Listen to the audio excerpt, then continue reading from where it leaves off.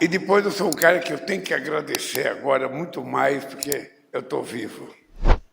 A tentativa de me envenenar, eu e o Arco, não deu certo, nós estamos aqui. Eu queria dizer para vocês uma coisa importante. Vocês estão lembrados que quando nós disputávamos as eleições, eu dizia que um dos meus desejos era trazer o Brasil à normalidade, à civilidade democrática, em que a gente faz as coisas da forma mais tranquila possível, sabendo que você tem adversário político, sabendo que você tem adversário ideológico, mas sabendo que de forma civilizada você perde, você ganha. Você consegue fazer uma coisa, na outra vez você não consegue. E eu queria chamar a atenção de vocês para esse momento histórico que estamos vivendo. Não faz muito tempo que se falar em fazer concessão de estrada nesse país era falar em privatização de estrada. Era uma coisa maluca. Nós, em São Paulo, sofríamos menos, porque São Paulo tinha estrada privatizada desde os anos 70, portanto, a gente não sofria muito. Mas em qualquer outro estado do Brasil que falasse em fazer concessão, era movimentos e movimentos contra a privatização das estradas. E por que era assim? Era porque, na verdade, os governadores não queriam fazer concessão de estrada apenas para melhorar o transporte para as pessoas. É que eles queriam fazer uma outorga muito alta e não levavam em conta que a outorga seria colocada no preço do pedágio. E aí o pedágio ficava muito caro e o povo ficava muito contra as outorgas, sabe? E aí nós começamos a mudar isso, ou seja, para que você quer fazer concessão? Você quer fazer concessão não é para o Estado adquirir dinheiro para investir em outra obra. Você quer fazer concessão para que o beneficiário da concessão seja o usuário da estrada, da ferrovia ou de qualquer outra coisa. Essa é a lógica de você fazer concessão. É a lógica do Estado ter consciência de que ele não pode fazer tudo e que ele não tem o dinheiro para fazer tudo.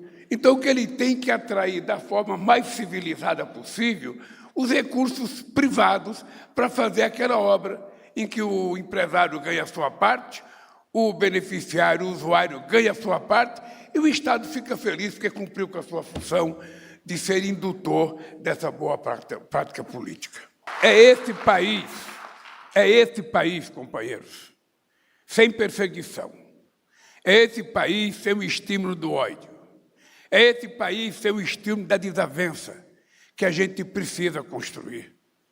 É esse país que vai fazer com que a gente possa acreditar que o discurso do companheiro Marco Aurélio, representando a associação daqueles que cuidam de estrada nesse país, é que a gente pode garantir que esse país mudou.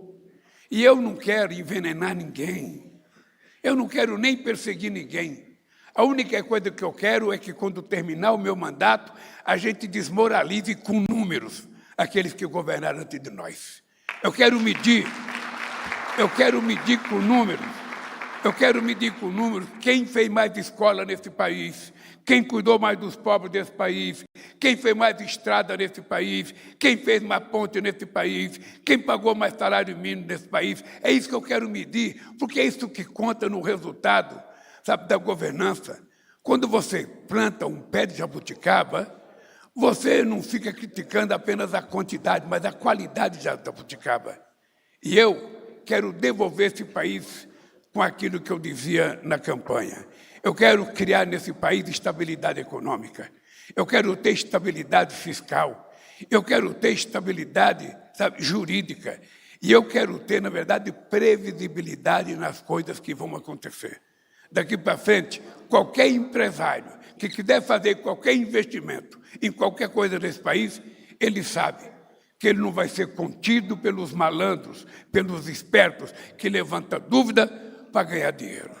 Nós não queremos mais isso e esse país, pode ficar certo, eu tenho mais 2 anos de mandato e eu quero que esse país sirva de exemplo, não apenas para os empresários brasileiros, mas que a gente sirva de exemplo para o mundo, porque o Brasil tem condições, tem credibilidade e tem governo para provar ao mundo que não existe ninguém melhor do que o Brasil. Pode existir igual, mas melhor não existe, e é isso que a gente vai provar.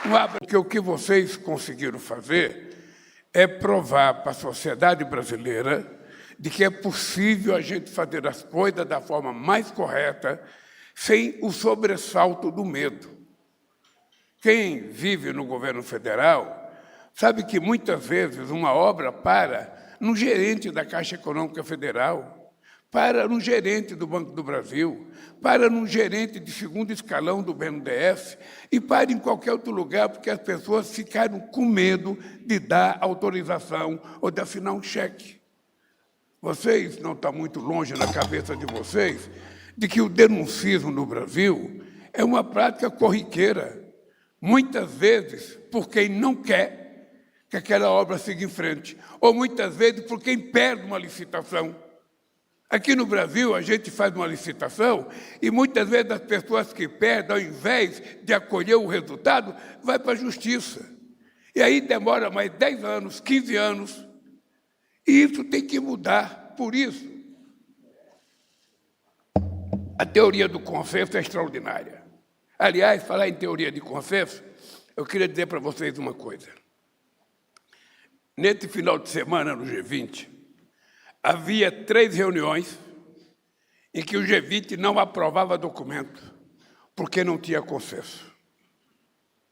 E nós conseguimos juntar, na mesma mesa, vocês viram pela foto que estava todo mundo perto de mim, Biden representando os Estados Unidos, o primeiro-ministro Modi representando a Índia, o Xi Jinping representando a China, o Olavo Scholz representando a Alemanha, o Macron representando a França, a pessoa Meloni representando a Itália, muita gente que não se dá bem.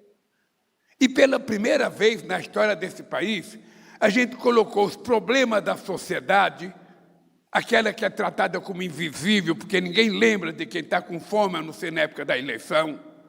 Nós conseguimos pautar esse assunto. Esse assunto foi para a pauta para que a gente discutisse entre os governos mais importantes do mundo a questão da fome e da pobreza. Afinal de contas, são 733 milhões de pessoas que vão dormir toda noite sem ter o que comer. E nós conseguimos pautar. Conseguimos pautar também a questão da governança global. É preciso mudar o sistema de funcionamento da ONU, porque a ONU foi criada em 1945, só tinha 56 partidos participando, hoje a ONU tem 196 partidos, e a decisão continua sendo tomada por 5 só. Só por 5, e o restante fica de fora. E depois a gente resolveu colocar também, sabe, a taxação dos super ricos, 2% de 3 mil pessoas que detêm uma fortuna de 15 trilhões de dólares. Certamente que essa gente não vai sentir nada tirando 2% do imposto de renda deles. E isso entrou na pauta, o que era impossível imaginar que fosse aprovada. E, querido Bruno, embora ninguém tivesse lido o Manual do Fracasso, a verdade é que nós conseguimos, por consenso, aprovar essas 3 coisas extremamente importantes. Graças à credibilidade do Brasil e graças à habilidade dos nossos companheiros do Itamaraty, que negociaram com muita perfeição. E quando eu sou chamado para participar de um ato que vem discutir a questão da habilidade da construção do consenso no Tribunal de Contas, eu só posso dizer para vocês que nós atingimos aquilo que a gente queria atingir, de trazer o Brasil de volta à normalidade, à civilidade, em apenas 1 ano e 9 meses de governo. Porque isso é um feito extraordinário. O Tribunal de Contas se apresentar para a sociedade brasileira não como vilão perseguidor de prefeitos, de governadores ou de presidente da República, mas o Tribunal de Contas se apresenta como uma instituição de fiscalização que quer encontrar solução, não quer criar problema. E quando se junta um cabra esperto como o Bruno Dantas, mais um cara esperto como o Renanzinho e mais um baiano esperto como o Rui Costa, o resultado teria que ser o sucesso dessa data de hoje, retratada